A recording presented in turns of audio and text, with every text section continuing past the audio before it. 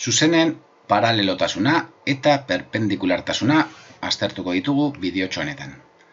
Az gaitezen paralelotasunarekin. Bueno, zuzen baten norabidea, norabide vektoreak emango digu. Bai, adibidez D norabide vektorea izan daiteke D bat, D bi koordenatuak dituena. Vale?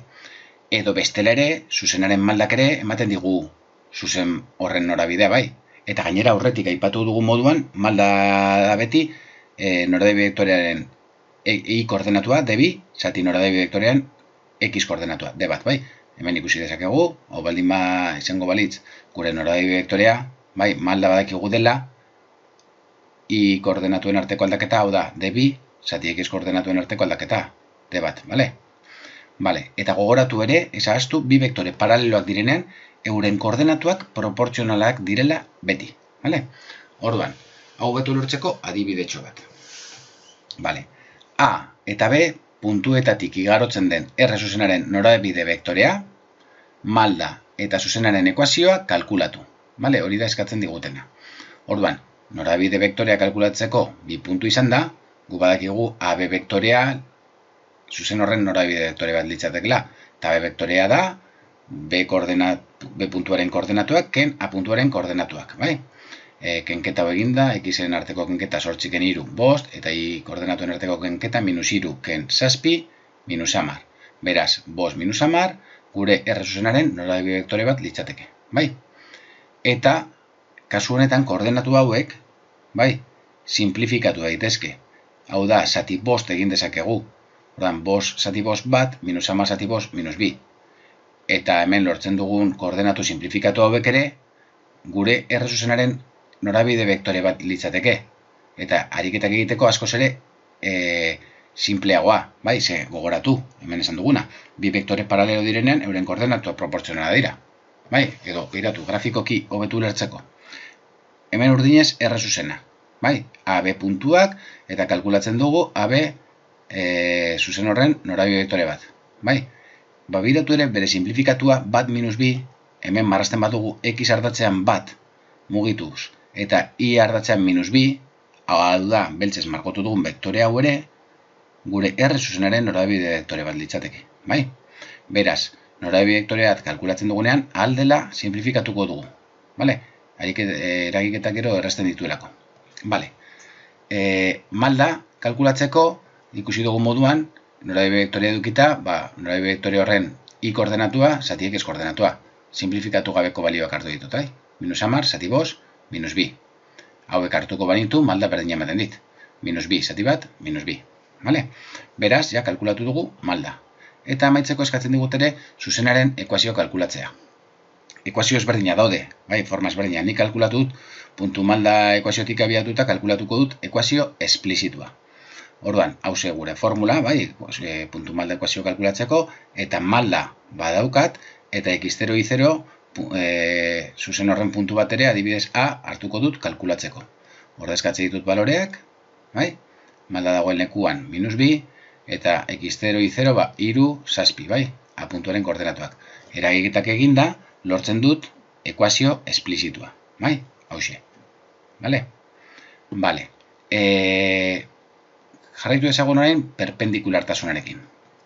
Bueno, vektore batekiko vektore perpendikularra. Vale. AB eta -BA koordenatuak dituzten vektoreak perpendikularrak dira. Eta begiratu zer egin dugun, bai, gu vektore bat baldin daukagu AB koordenatuak dituena, bere perpendikularra kalkulatzeko egin behar duguna da koordenatuak lekuz trukatu, hau da, alderantziz jarri, BA, eta bietako bati zeinu aldatu. Kasu honetan aldatu diot B koordenatuari zeinua -bat jarrita, bale? Aldatuko banio A koordenatuari ere vektore normala litzateke, bai? Bale. Esan dut vektore normala, vektore perpendikularra, edo normala gauza bera da, bale? Bale. Hemen ikusiko dugu adibidetxo batekin. Demagun biratu, gure vektorea V bat dala hause, 5 bi, ez? X koordenatuen bat, 2, 3, 4, 5, eta Y koordenatuan 2 gora bat, 2. 5 bi vektorea litzateke V bat, bai? Bere perpendikular hause, bilatu ze koordenatu dituen. X ardatzean 2, baina eskerrera negatibo, -1, -2. X ardatzean -2. Eta Y ardatzean 5 gora. Beraz, -2, 5. Fijatu, bai? Hain zuzen, dira, koordenatuak lekusturukatuta, eta bietako bati, kasu honetan, biari ikurraldatuta. Vale? Orduan, vektore bat edukita, topatzeko bere perpendikularra, hauxe da egin behar duguna. Vale? Bueno, zuzen batekiko, zuzen perpendikularra. Vale. Demagun, zuzen bat daukagula eta bere norabide vektorea hauxe dela. Vale? Vale. Hori baldin bada bere norabide vektorea, bere malda, zuzen horren malda izango litzateke hauxe, bai? Norabide vektore horren koordenatuen arteko zatiketa. Vale. Vektore normala kalkulatu genezake.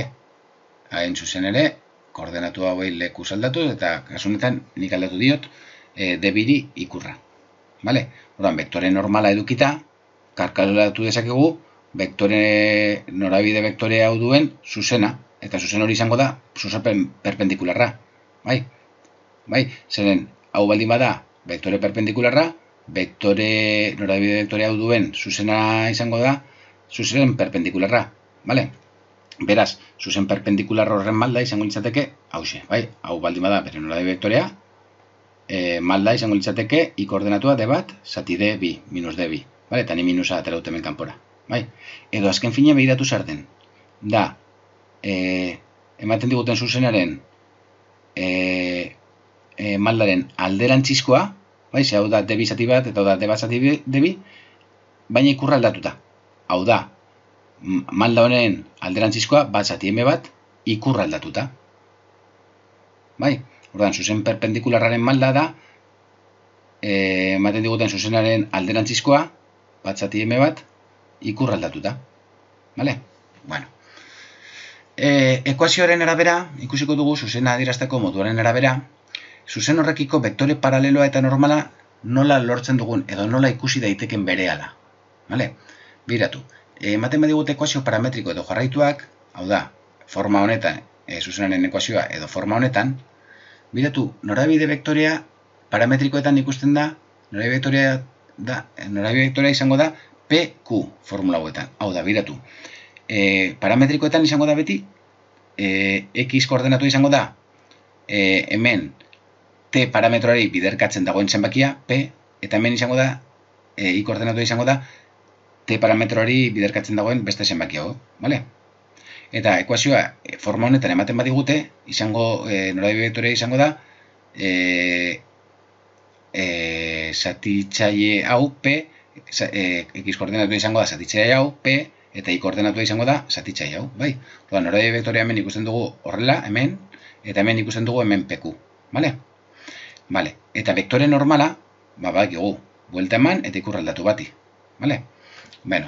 Implizituan, hau da, forma hau daukagunean ekuazioa, zuzenaren ekuazioa bai, A eta B, bi balio hauek, hau da, X eta Y biderkatzen dauden zenbaki hoiek, izango dira gure zuzen horren vektore normala, hau da, vektore perpendikularra, N, A eta B hoiek izango dira vektore normala. Beraz, norabide vektorea izango da hauei buelta eman eta ikurra aldatu bati. Eta esplizituan, hau da, forma honetan daukagunean ekuazioa, norabide vektorea izango da beti, bat, X koordenatua izango da bat, eta Y koordenatua malda. Hemen malda, forma honetan daukagunean, badakigu. Zen den malda, X biderkatzen dagoen zenbaki izango da malda. Beraz, zuzen honen norabide vektorea beti izango da bat, X koordenatua eta Y koordenatua malda. Gero ikusiko dugu grafikoan hobeto ulertzeko, zergaiti den horrela. Eta vektore normala izango da, hauei buelta eman eta bat ikurra aldatu. Biratu. Hau baldin bada, gure zuzena, urdinez markotutako hau, badakigu norabide vektore bat izan daitekela AB. Kasu honetan, AB vektorea kalkulatzeko, B kena egiten dugu, eta ematen digu bi lau. Eta malda kalkulatzeko, vektore honen malda kalkulatzeko, Y koordenatuen arteko aldaketa, zati X koordenatuen arteko aldaketa, hau da lau, zati bi. Bi. Malda da, bi. Baina, norabide vektorea bi lau beharrean, esan dugu ere, izan laitekela bat, X koordenatua bat denean, Y koordenatua malda izatea. Behiratu, X koordenatua hemen laukitxo honetan bat denean, zenbat da Y koordenatua? Bat, bi, malda. Orduan, beti gertatuko da, biratu zergaitik. Zeren x gu behartzen badugu beti bat denean, bai, zenbat den i, eman behar digunez, i zati x eman behar digunez malda, eta x denez bat, ba, i izan behar da malda. I koordenatuen arteko aldaketa izan behar da malda. Orduan, x bat denean, i beti izango da malda. Bai? Eta hau azkenean izango litzateke bat malda edo bat bi puntua. Bai? Ikusten duzuen moduan, beste norabide vektore honen vektore simplifikatu bat litzateke. Bai? Bai, bi zati bi bat eta lau zati bi malda dela bi. Bale? Bale. Adibide txo bat ikusiko dugu. Idatzi a puntutik igarotzen den eta v vektorearekiko perpendikularra den R zuzenaren ekuazioa. Bale. Orduan, puntu honetatik igarotzen den eta v vektorearekiko perpendikularra den R zuzenaren ekuazioa. Bale. Orduan, vektore honekiko perpendikularra denez, kalkulatuko dugu vektore honen vektore normala. Nola? Vektore normala da koordenatu hauek lekuz aldatu eta bati kasu honetan x-a aldatu diot ikurra. Beraz, geratuko litzateke 5, 3 vektore normala. Bai, ematen diguten vektore normala. Eta guri eskatzen diguten ez, zuzen perpendikularra, kasu honetan vektore normal hau, bai, gure aurreko zuzenaren vektore normala izango da, eskatzen diguten zuzenaren norabide vektorea. Bai? Bai? V, baldin bada, gure zuzenaren norabidea, eta eskatzen digute horren perpendikularra, kalkulatzen dugu normala, eta normal hori izango da, eskatzen diguten zuzenaren norabide vektorea. Vale. Orduan, R, ja, hau jakinda dela gure zuzenaren norabide vektorea, zuzen horren malda kalkulatu dezakegu. Malda delako i koordenatua zati x koordenatua. Malda litzateke orduan 3 bosten. Eta ekuazioa lortzeko, ere beriko dugu kasu honetan ere, puntu malda ekuazioa, jakin badakigulako puntu bat x0 y0 adibidez hartuko dugu a puntua, eta malda hementxe kalkulatu duguna. Horda eskatzen baditugu baloreak, eta eragiketak eginda lortzen dugu gure zuzen horren ekuazioa. Bai? Azken finean lortu dugu puntu honetatik pasatzen den, eta norabide eta zuzen honekiko perpendikularra den R zuzena. Vale? Bueno. Koordenatu ardatzeko zuzen ardatzekiko zuzen paraleloak. Bueno, X ardatzarekiko zuzen paraleloa gu badakigu dela honelako ekuazio bat. Bai, I berdin zenbaki bat. Bai, I berdin K. Segaitik, X ardatzeko zuzen paraleloa, hause gorrez margaututako adibidez hause, bai, I-ren balioa beti izango da balio berdina, zenbaki bat. Bai, K. Vale? Ikusten duzuen moduan hemen, I denbora guztian da balio berdina, I berdin K. Bai? Eta honen norabide vektorea izango litzateke, bai, zuzen honen norabide vektorea bat izango litzateke A0. X-a aldatu daiteke nahi dugun beste, ze izan daiteke hemendik hasita, baina I, hemen vektore txiki bat, edo handiago bat, baina X-a izan daiteke handiagoa edo txikiagoa, baina I beti 0. Bai, I koordenatuetan ez da egongo aldaketarik.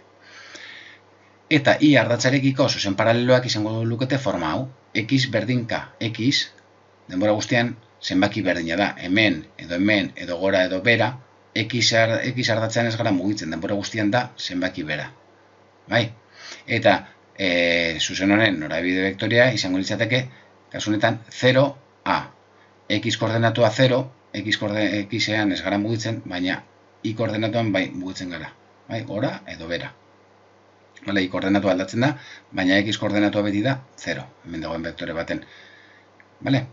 Norabide vektorea kasu honetan litzateke 0A. Vale?